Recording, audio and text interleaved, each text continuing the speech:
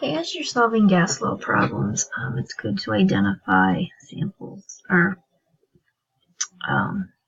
the variables in sample problems. So this would be a mass, it's in milligrams of bromine trifluoride. So I should be able to write that formula as well. So that's good information that I'll need. It's not very three, but I have a pressure of 10 torr and it's here 100 degrees Celsius. And I'm trying to find volume. So since I only have one gas present, it's going to be PV equals nRT since I have all these variables. So mass can get converted to moles, so that can go to moles. And I have pressure, temperature. So I'm going to do PV equals nRT. And then I'm just going to solve that for V, and I'm going to get P to the other side, so that'll cancel my P. So I need to convert my 23.9 milligrams to grams, and I can just do the 0.0239 grams rather than mapping that all out. So molar mass of bromine trifluoride is 136.90 grams in 1 mole. And I'm going to have that times my 0.0821 liter ATM per mole Kelvin. And save yourself some space. I'm not doing a very good job of spacing this out. So if you want to put this up here, if you can squeeze that, I'm just trying to write on the screens a little faster. I need to convert this to Kelvin, so I'm going to add 273. And that's going to give me 373.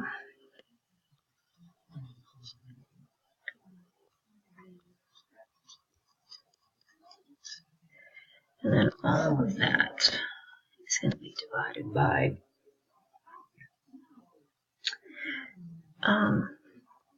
10 torr. 1 ATM is 760 torr. So again, this program with writing on the screen isn't going the greatest, but you saw all of that. You should get 410 milliliters as your volume.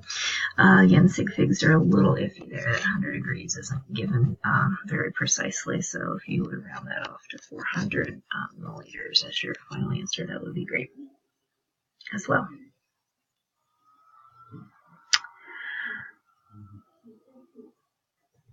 Alright, on this problem we have 2.6 microliters. Again, that is a metric prefix, so micro is 10 to the negative 6th. I have xenon as the element, so that could be information that is important to being able to find the molar mass. I have a pressure of 2 torr and a temperature of 15 degrees Celsius. So I have volume, I have pressure, and I have temperature. Now the question really asks how many atoms, but before I can get atoms, that should give you a clue that you need to do moles. So I need to solve for moles in the ideal gas equation because I, again, only have one variable that I don't have, and that's moles, and I only have one sample of gas. So I'm going to have PV equals nRT, and I'm going to solve it for moles. I'm going to divide both sides by RT. Those are going to cancel. So PV over RT equals N.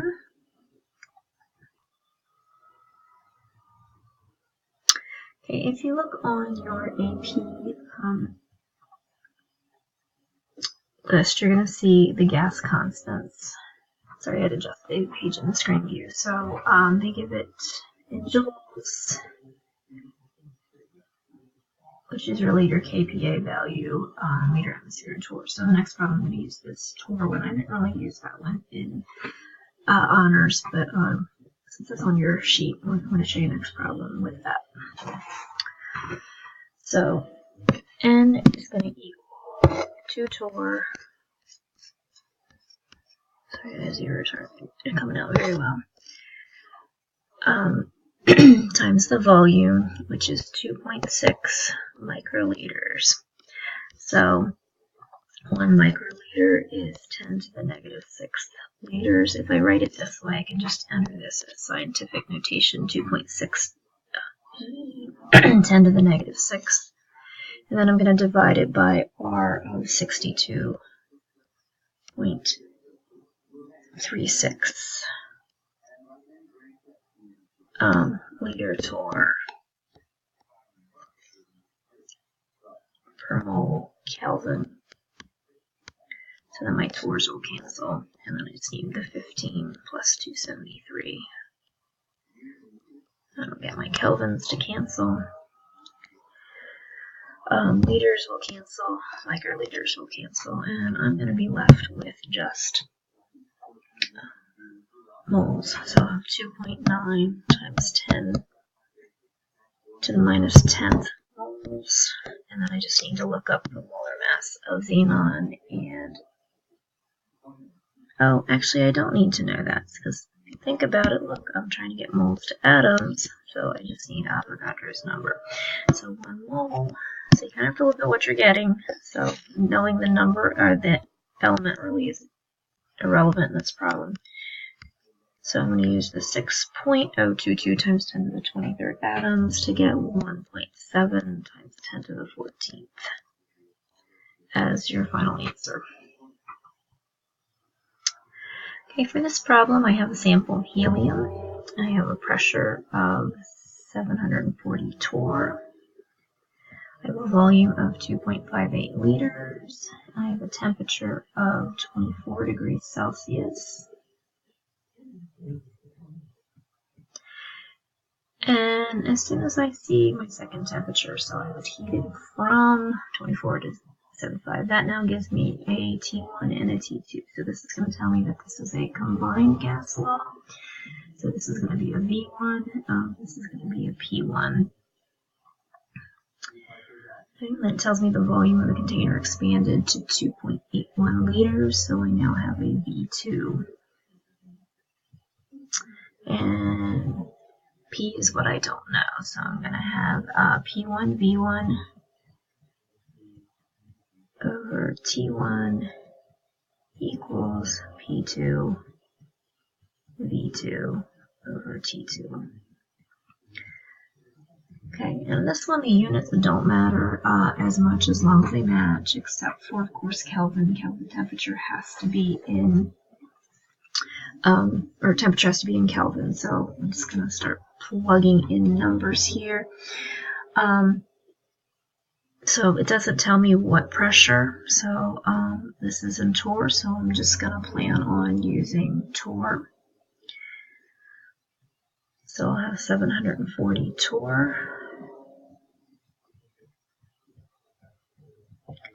times 2.58 liters.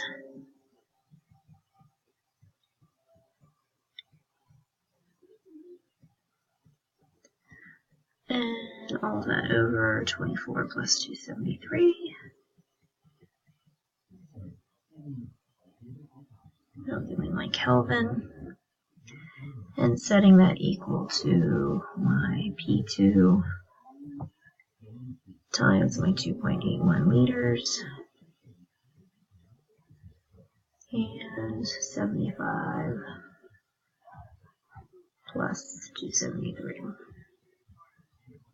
Temperature in Kelvin.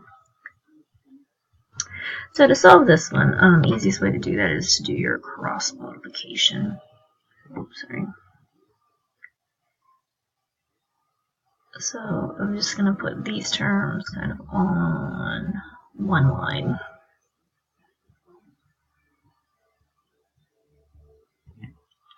Okay, once I have everything cross-multiplied, it's pretty easy to put it in the calculator from here, and some of you may be able to do this without writing it out. Notice that I didn't actually do the calculation and write that number down. That's kind of a waste of time to get all that rounding, so I would just rearrange the numbers. Once you get it to a point where you can solve the algebra without doing any more work on paper, I would just pick up the calculator and solve this one. So I'm just going to have 740 times 2.8.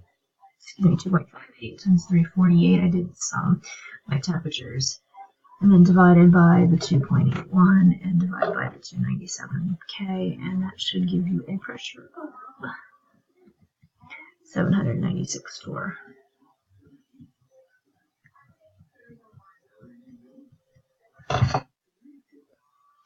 And if I go back and check sigfigs in my original problem, the 740 is 2, so I'm going to round this. And this is going to be sort of a messy round because the 6 is going to round this up. This is going to be 800 as my final answer, but I need that bar, or I needed to do 8.0 times 10 to the second torr.